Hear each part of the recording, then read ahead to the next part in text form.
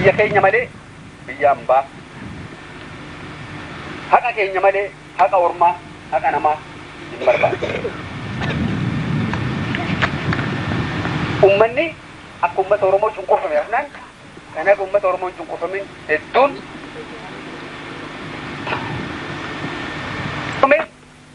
dhibba hedduutti kan lakkaa'amu jechuudha.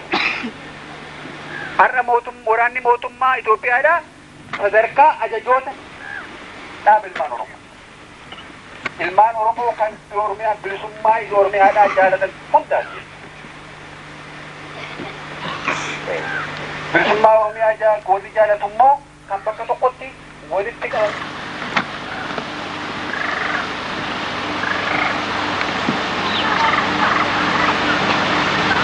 Har'aan tanagaa hiree kan arganne gidduutti argamne immoo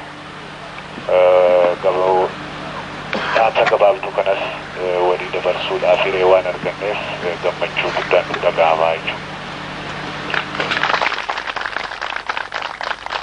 Daran jabaachaa kan deemuu qabudha jechuudha. Qabsoo ka goonuuf fedhii uummata keenyaa bilisummaa isaa gonfachuuf inni qabu bakkaan gahuudhaaf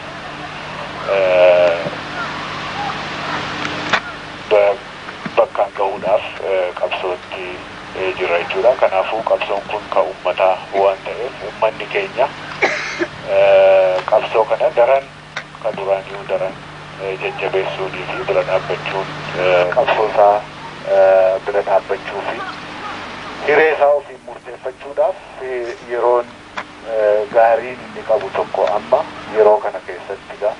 Qabsoo kana bira dhaabbachuun daran wal ijaaree mootummaa